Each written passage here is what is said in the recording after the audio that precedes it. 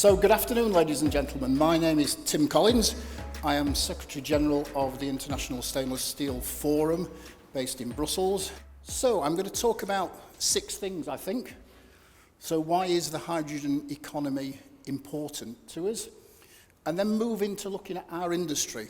What do we need to think about from a decarbonisation perspective? And it's not immediately obvious. Then we'll look at hydrogen, production costs and emissions. And people know stuff and people don't know stuff, so I'll try and enlighten people along the way. And then how we can adopt green hydrogen, because that becomes really important in society. I would say at the moment, we're probably feeding the fire of climate change while fighting the flames. So we're all guilty for polluting, yet when something grim happens, we do react. And I don't think we can afford to wait for grim things to happen. Then we'll look at stainless steels in the hydrogen economy, and then I'll wrap up with a few summary points and conclusions, and hopefully that's about 35 minutes. There's a lot of stuff to take in, time for questions at the end. So, why is the hydrogen economy important? I'll try and enlighten everybody with 5 things, I think. It's 5 things. Right, globally, 120,000 tonnes of CO2 emitted in society every day at the moment. Scary number. Since 1900, sea level rises have gone up 1/4 of a metre, and it's projected to be more, something like 0.8 of a metre by the end of the century. Again, another scary number. Every day, we use 1,600 terajoules of energy on this planet. A lot.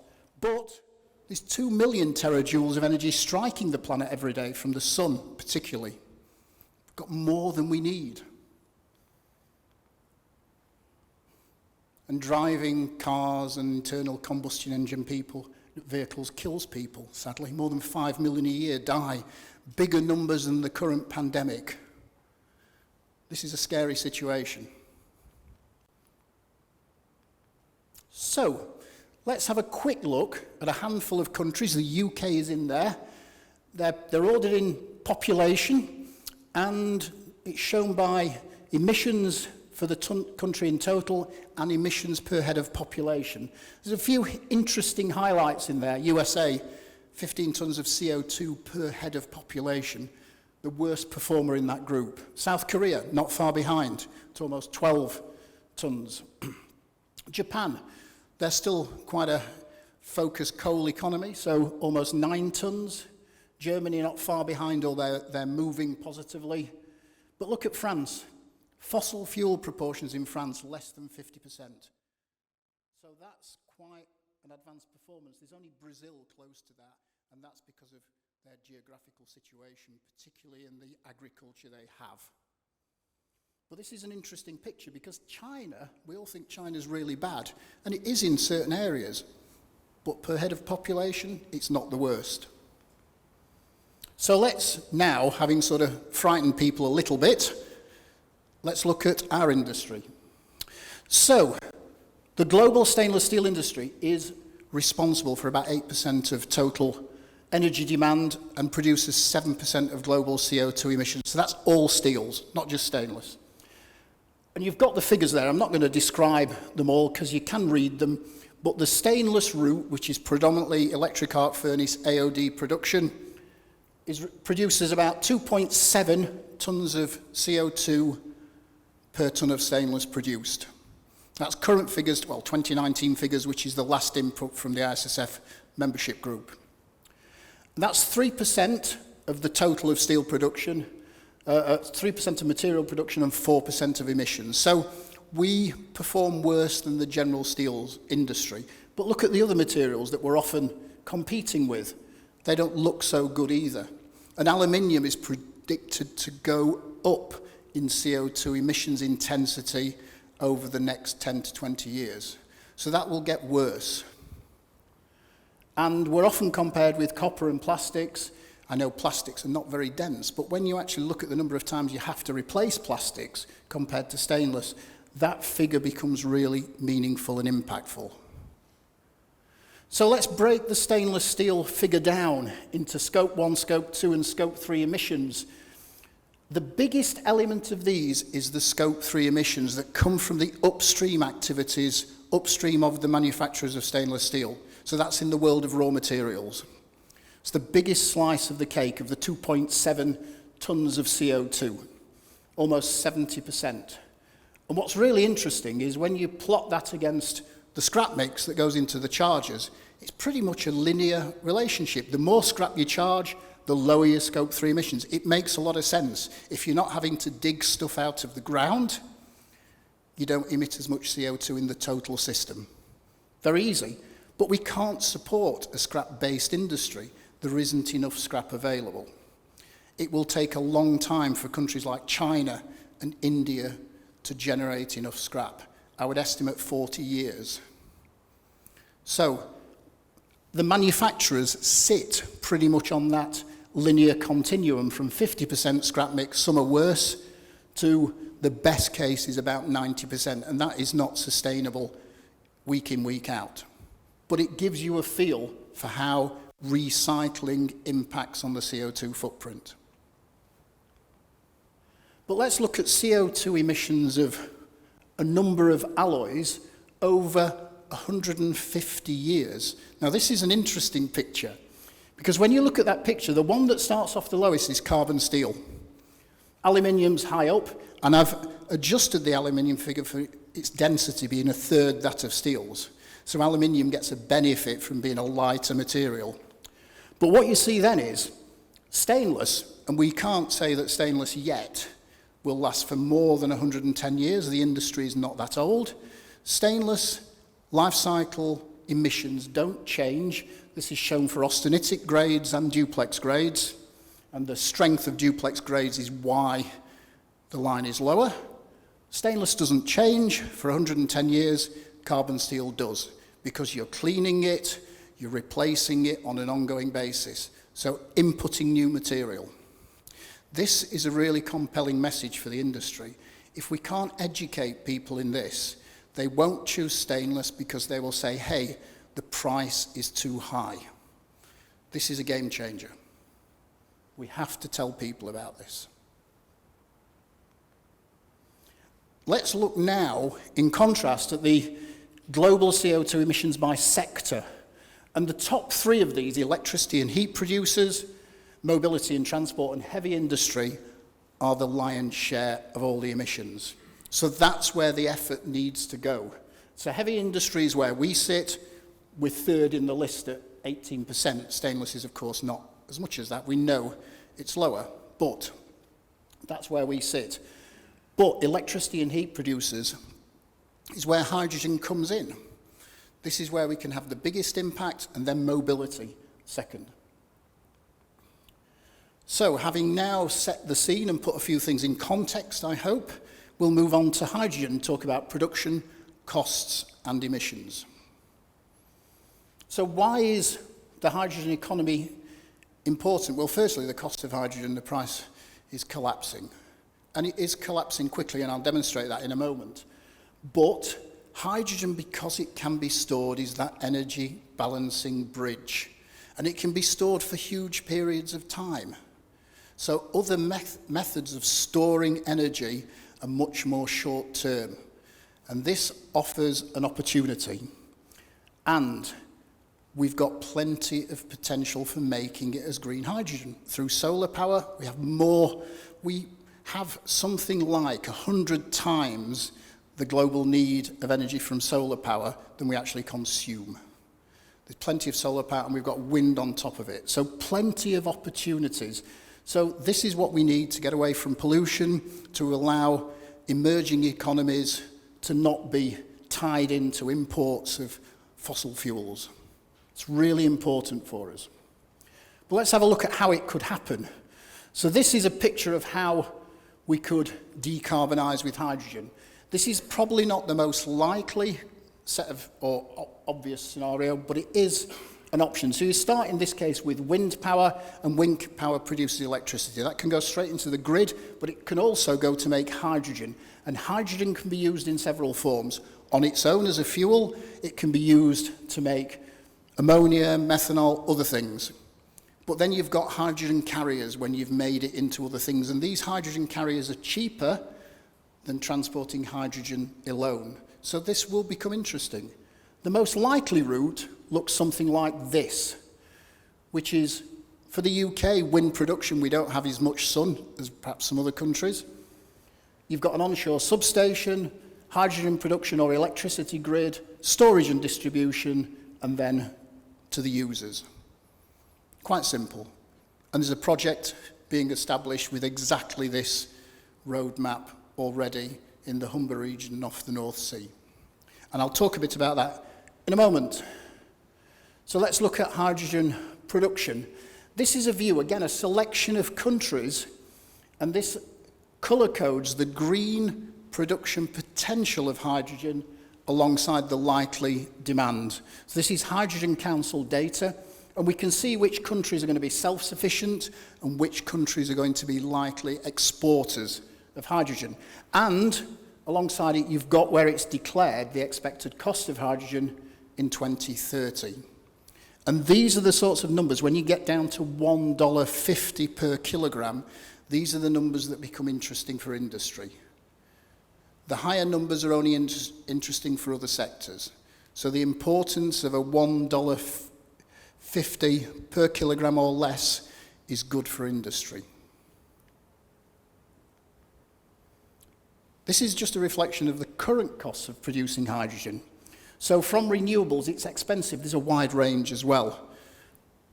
Natural gas is in the affordable range. Natural gas with carbon capture, about 50 cents more. Coal is relatively low but dirty. Renewables high at the moment.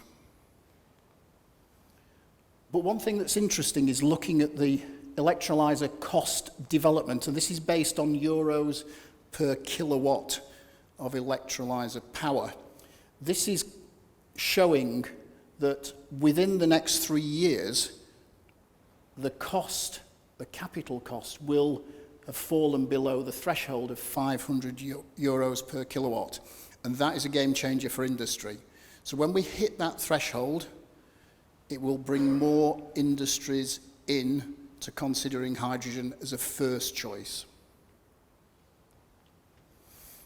This now looks at the cost of hydrogen, green hydrogen, from where we are today, roughly €4.50 per kilogram. And the three lines, the blue, the red, and the yellow line, are what different industry sectors need. So the green line is the production cost, and the first area that kicks in is mobility, because mobility can tolerate the higher cost, and I'll explain why in a little while. Then you've got gas blending, not glass blending. That's a different technique. And finally, you've got the heavy industry need. Now, there are some assumptions in that. Most of them are quite likely. The only one that sits on the fence a little bit, and I'll say a chunk about that a little later, is the levelized cost of energy. So it needs to hit 5 euro cents per kilowatt hour. Hello, Nigel. You were sneaking in. Welcome.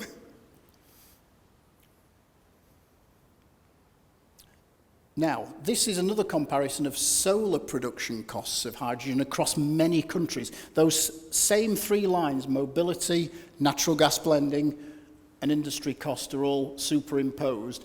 And what you will see there is that for the UK, this is not the solution. Solar power is not the solution because it's to the right-hand side of that chart. If I just take that away, you'll see just below industry needed costs, the yellow box, sits the UK.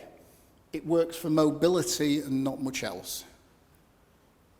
So, wind power will be dominant for this country. Well, what about CO2 emissions associated with hydrogen? So we've got, on the left-hand side, grey hydrogen, the nasty stuff, fossil fuel hydrogen. That is 96% of hydrogen produced today around the world. Quite a range of CO2 outputs, 10 to 20 tons of CO2 per ton of hydrogen. Blue, we don't have much current data, but the expectation is it will be significantly better, but not as good as green. So green is the way to go if we want to genuinely decarbonize. And this is how the plan would look. We can't walk away from blue hydrogen. We will need carbon capture because there are big assets out there that just can't go away. So for a period of time, blue hydrogen will be needed. This is the Hydrogen Council's view that grey hydrogen fades away by the mid-2030s and is replaced by a combination of blue and green. And after 2060, blue starts to diminish. But what's interesting about this is the huge ramp up that is needed. And it's huge. So the rate of build and the rate of support from regional and national administrations becomes huge. But making it is one thing. Making it available is another. So there are two broad systems for hydrogen. You've got centralized large-scale usage, and that's things like people producing ammonia, as an example. They're going to consume a lot of hydrogen, for sure. And then you've got the decentralized users, the small businesses who will want to use hydrogen, whether it be for mobility, for heating, for actually driving their operations through conversion back to electricity. And they're going to be important in this overall economy because that's where a lot of cost potentially could be. And we have to take into account that not all countries will be self-sufficient. As I showed earlier, some countries will have to export and some will have to import hydrogen. So long distance transport of hydrogen is likely to be shipping, maybe rail, some pipelines. And existing natural gas pipelines can be used, but there are limitations, and I'll say a little bit about that in a minute. So for distribution, we're really looking at three options. Tankers of compressed hydrogen, that comes with some baggage, and I'll talk about that in a moment. Tankers of liquid hydrogen, similar to LNG systems today, but the cost of liquefying hydrogen is enormous. So that is a real concern, but it's doable. And then pipelines. Some infrastructure exists, some doesn't, and some will have to therefore be built. And again, that's where there'll be needed consortiums of industry coming together. I'll show an example of this from Germany in a moment. But let's look at the transport costs for shipping hydrogen. And these are examples from the Hydrogen Council. What's interesting is that there will be some countries like Japan, as an example, that will need to import from a nearby country, Australia being the obvious choice there. So you're looking around $2 per kilogram of hydrogen, and that's just the cost to get it to the port. You've then to deal with it beyond that, which comes with a number of other challenges. There's a lot of text below there, but really you've got three shipping approaches: liquid hydrogen, ammonia, and the hydrogen carriers. So the liquid organic hydrogen carriers, which is a new technology. So that won't be here at day one. That will come later, but looks promising. I'm not going to go through all the detail below, but one of the key themes here is if you transfer hydrogen into a hydrogen carrier form, such as ammonia, you then have the problem of dehydrogenation at the end. When you need to use it, you've got to get it back out. And that's still a technological challenge. So that's not, I would say, ready yet, but it will come. So now we're able to compare the current costs of hydrogen, all costs. So this is production, preparation, distribution, and then the fueling usage angle. Where we are now and where we expect to be in 2030 based on three different supply systems: compressed hydrogen, liquid hydrogen in the middle, and pipeline hydrogen. And what's interesting is, broadly, the change is about the same. The elements that make up the total cost do vary. But overall, we're running from 11 to 12 US dollars per kilogram of hydrogen down to something around 4 total price. And that becomes interesting because at that total price delivered, putting it into your fuel cell vehicle or using it in industry becomes very interesting. So that's the game changer that we need over the next, effectively, 8 years now. But life is not straightforward because there are some sensitivities to whether these things are adopted. And I've listed out here a clear technical issue, a couple of economic issues, and then some societal issues at the bottom. And what happens here is likely to influence the shift. So, work on commercialisation of electrolyzers is the key technical challenge at the moment. And if that all works as we expect, the likelihood looks good, then this will push green hydrogen fast. But there are other things down below, as you can see from that list, that could shift us more to blue hydrogen. Of course, not in my backyard. Some people don't want to see endless wind farms or solar panels and will oppose this. And the question is, can we afford for NIMBYism to take control? Is that what we really want? I think we've got to look at things through a different set of lenses. But equally, there are other factors as well. Certainly we see now that more and more investment banks are looking for sustainable credentials. And if that continues, then that will certainly push green hydrogen. But if that fades away, if it's just a here and now flavour of the month thing, then we could see a drift back towards more blue hydrogen. So we have to recognise that these features are not guaranteed in which way they drive the outcomes. Furthermore, if you look at the bottom, the very bottom feature here is about global CO2 tax. There's a lot of debate about that. The EU plan is not due to come into full force until 2026. And if not all regions are aligned, this is probably going to drive differing outcomes. So it's important that we not just have regional alignment, we have global alignment on CO2 taxation. Okay, so having set the scene a little bit in terms of where hydrogen is likely to go, and it's no guarantee, I'm not standing up and saying this is all going to happen definitely, but it's encouraging. How do we adopt it? So I think there are three main sectors. You've seen this from the earlier slides. Mobility, it is the best placed sector. There is no doubt that electric vehicles will exist. But I think fuel cell vehicles can exist alongside, and the electricity for electric vehicles should come from green hydrogen. So ultimately, hydrogen can play a role. Heating, blending hydrogen into natural gas is easy to do. We can do it now to 10-15% quite easily with the existing infrastructure, and more will be achieved.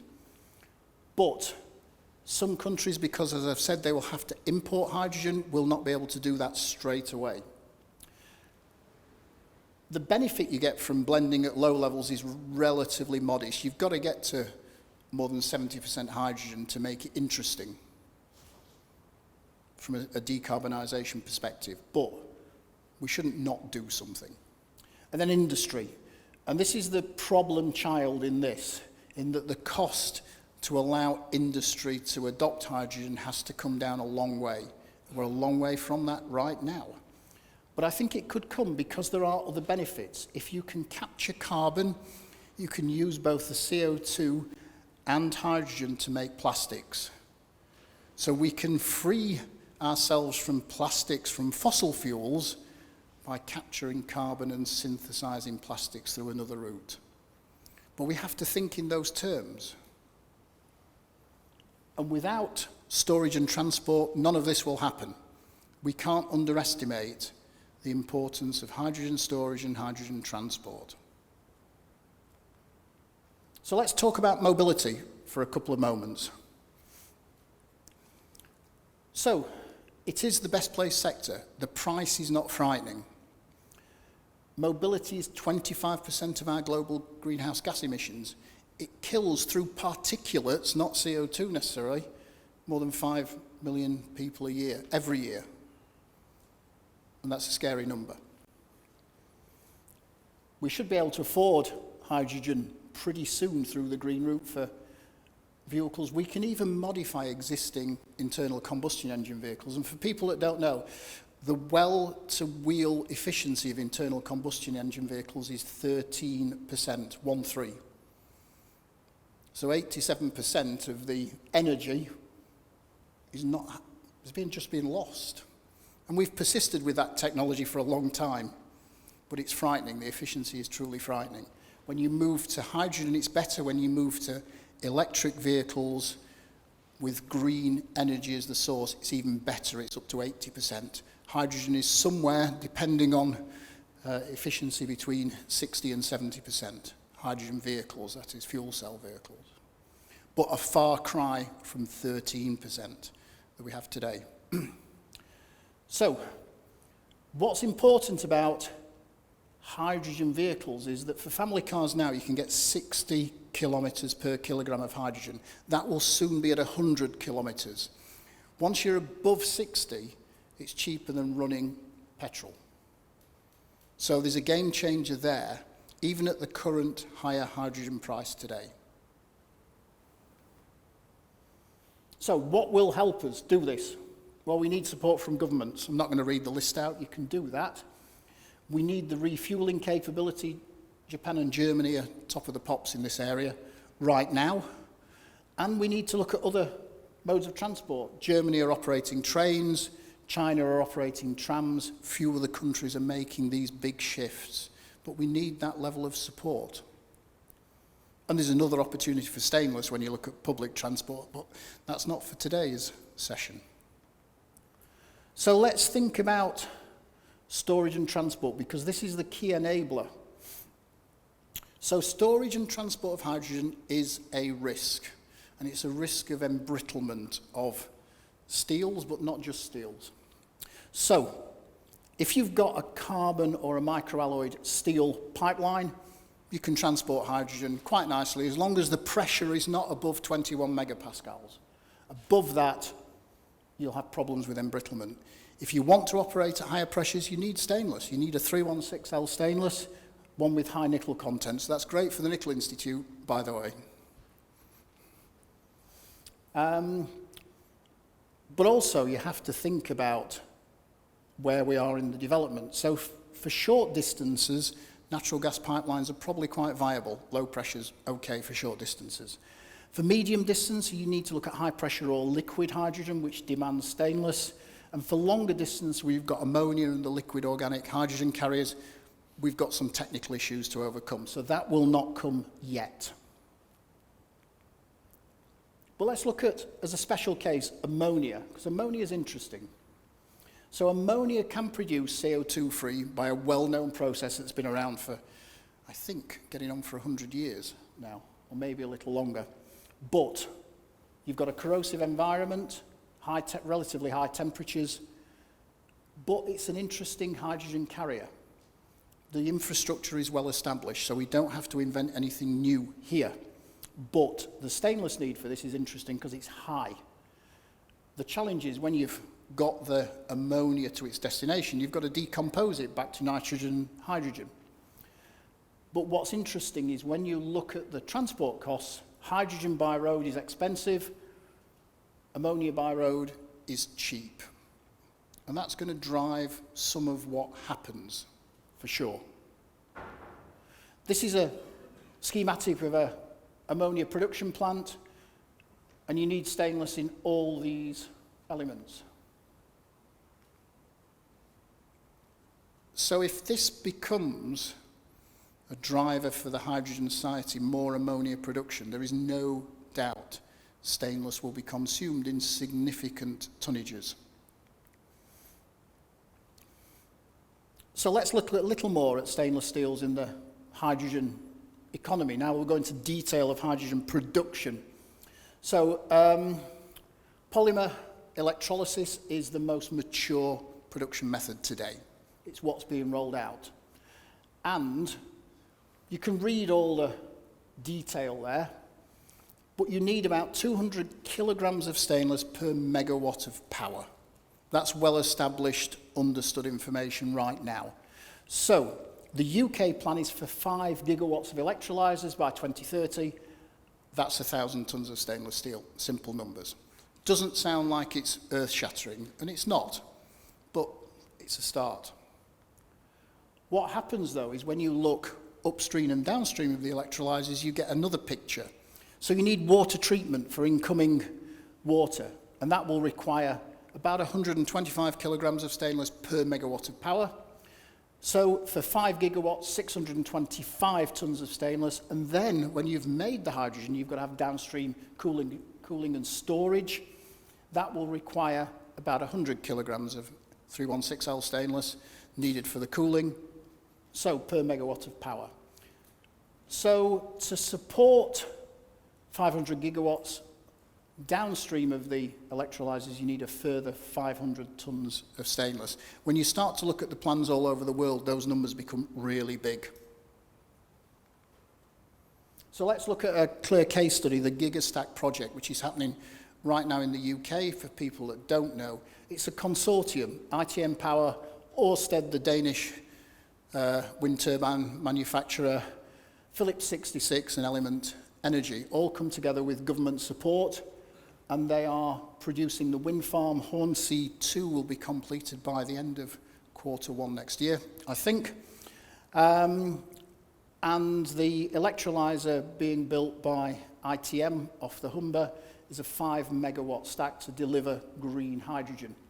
And they are claiming the investment cost will be below this threshold of 500 euros per kilowatt. So that's important. And then the Humber refinery, Phillips 66, will consume that green hydrogen. They are manufacturing graphite petroleum coke for lithium-ion batteries. So it's not the best of feedstocks yet, but it's levering in to the electric vehicle economy. So it's helpful. All the carbon is sequestered within the coke product, so that's really good. And the stainless demand for that project is going to be somewhere between 2,000 kilograms, 2,500 kilograms upstream and downstream of the electrolyzers. Not huge, but interesting. It's a start. But if we think about family cars, if we're going to run family cars on hydrogen, just a quick comparison. Internal combustion engine vehicles contain just about 30 kilograms of stainless. It's mainly the exhaust, because that has to last longer than the car. Battery vehicles will benefit from stainless steels in the battery arrays, about 20 kilograms, so a little less. But fuel cell vehicles will use more, and that's because you need them perhaps in the storage tanks, not exclusively, but the valves and pipework. So somewhere between 55 and 60 kilograms. And this is one of the most promising opportunities for stainless if we can get fuel cell vehicles up and running. Interestingly, moving on to heating, heating of buildings and industry is 50% of the total EU energy demand. And 1 kilogram of hydrogen delivers the same energy as almost 3 kilograms of gasoline. So it looks like a no-brainer when you put it in those terms. Why don't we make the switch? If you can convert the entire natural gas system to hydrogen, you cut the country's heating emissions by 70%. So it's big move, gives a big benefit.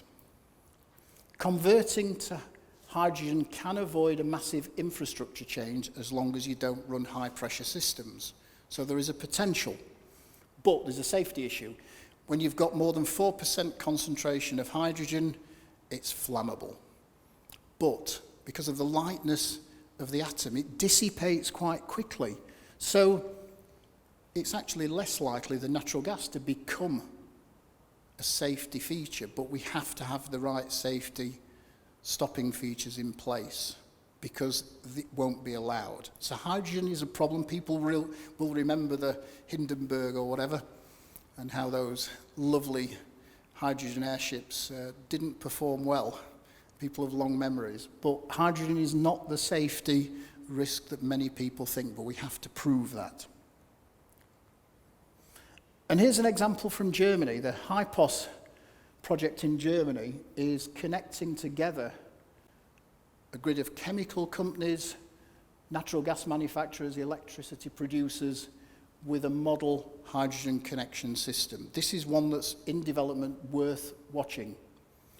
And this will allow Germany to meet its hydrogen goals, 80% of its energy from renewables before 2050. I think they're looking at 2045.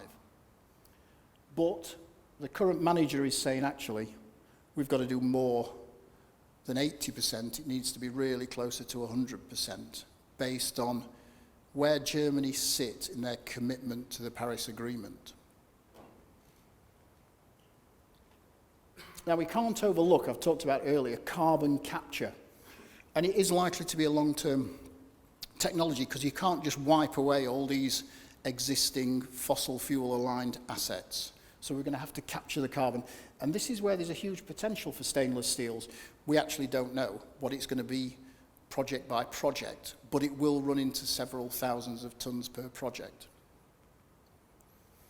And really there are three industries that are interesting: cement, steel, and oil refining. Cement's interesting because it's about 9% of total global CO2 emissions, so it is a heavily polluting industry. Steel really has the number of options. Use carbon capture on blast furnaces to do exactly what it says on the tin, or use hydrogen instead of coke and iron ore for direct reduction. Both alternatives are being tested now. There's several companies involved in that. Oil refining, if you can switch to H2 power as the power input source, then that becomes really interesting for decarbonising oil refining. These three sectors are 80% of industrial carbon dioxide emissions, so it's important they all look at this. As I said, they can't wipe away their assets. Now, in terms of carbon capture technologies, there's two technologies really. One's proven, one not. The proven one, established back in 1930, is the amine scrubbers. And it works, but it's very energy intensive. Plants don't last long because of the corrosive nature of the scrubbers. So it does provide huge opportunities for both austenitic and duplex stainless steels. And that's fundamentally driven by the accumulating chloride ion content in the scrubber systems. The downside of this, if you built an amine scrub on an existing power plant, 30% of the energy created would go to drive the scrubber. So it's a lot of energy to run these things. They work, but they are very energy intensive.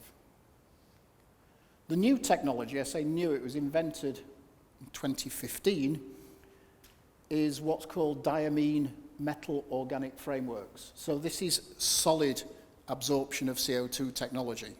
It's not commercialized yet, but it looks promising. And this works at much lower temperatures, so it's interesting. You'd still have to capture the CO2, which is where there would be a demand for stainless steel. But we don't understand enough about this yet. It's not been commercialized, not been scaled up. But this is a watch this space technology because it does look very interesting. This slide is just a quick view of where the emissions come from, industrial emissions of CO2 over the UK. The top sections are industrial clusters, the bottom sections are industrial sectors. And you can really see the Humber tops the charts. Almost 12.5 million tonnes of CO2 every year from 25 production sites. I'm not going to wade through that, you can read that, but it gives you an interesting picture of where the CO2 is being generated from industry in the UK. And the Gigastack project is focused on the Humber, which of course makes perfect sense. And it's hoped that these projects will spawn other projects. So I'll now wrap up, having talked for probably long enough. So stainless steels, we have many sustainable attributes in stainless steels, but we've got to tell people, made with a lot of recycled content, specifically in Europe, so let's promote that. We know the service life is in excess of 100 years. The Chrysler building in the picture is a prime example. I think it's 90-something years old now, It's been cleaned 3 times in its life with ordinary household detergent, nothing more. Still looks great.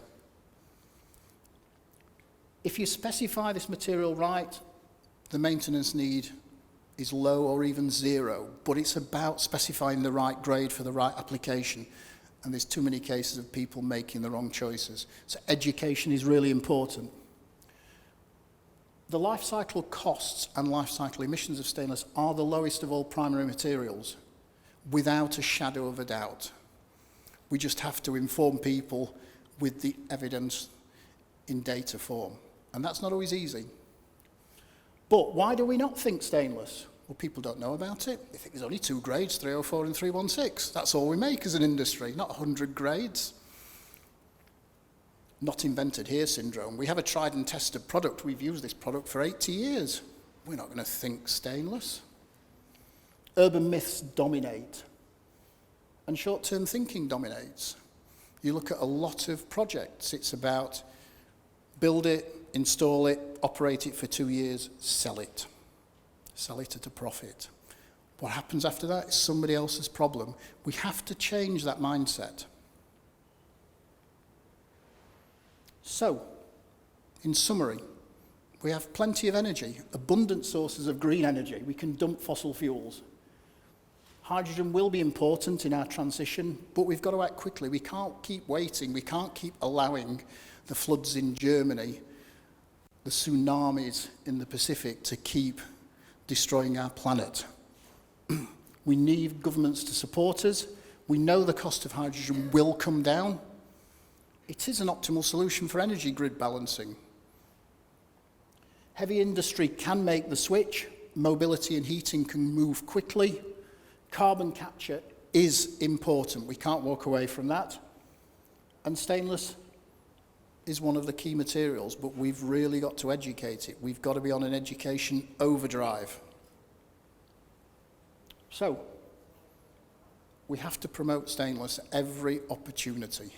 The ISSF is trying to do that. I know the BSSA is certainly trying to do that. We know that stainless steels in carbon capture will be important, and we need to seize every opportunity, keep abreast of what's happening. We can look at the 2 technologies. Amine scrubbing will be around for some time, but it has its limitations. So the organic framework development is important, and we need to keep an eye on that. We've got to use life cycle thinking, both for costs and emissions. That's really important because too many people just push stainless away. It's far too expensive. I can't afford 5 times the material cost. Well, you'll probably incur 10 times the maintenance cost. That's what people don't look at. The consequences of not doing something are scary. And if we build things to last in stainless, we're not having to fix things when climate change is worse. In 50 years, when climate change has taken an impact and is horrible, try thinking about repairing seawalls or rebuilding power plants when they've been destroyed. Build them to last now. And we should remember, Peter Drucker, the famous American, the father of management, I think he's referred to as, if you think trainees are expensive, try ignorance. Always an interesting reflection. And we have to tell the world that stainless is wonderful. It's not about the price of it, it's about what it can do for you. Let's look at from the perspective of the user, not the producer, not the OEMs, the people that are going to use it. Put a different hat on. Change everything around. And I'll leave you with a quote from Jules Verne, a very far-sighted young man in his time. Thank you for listening.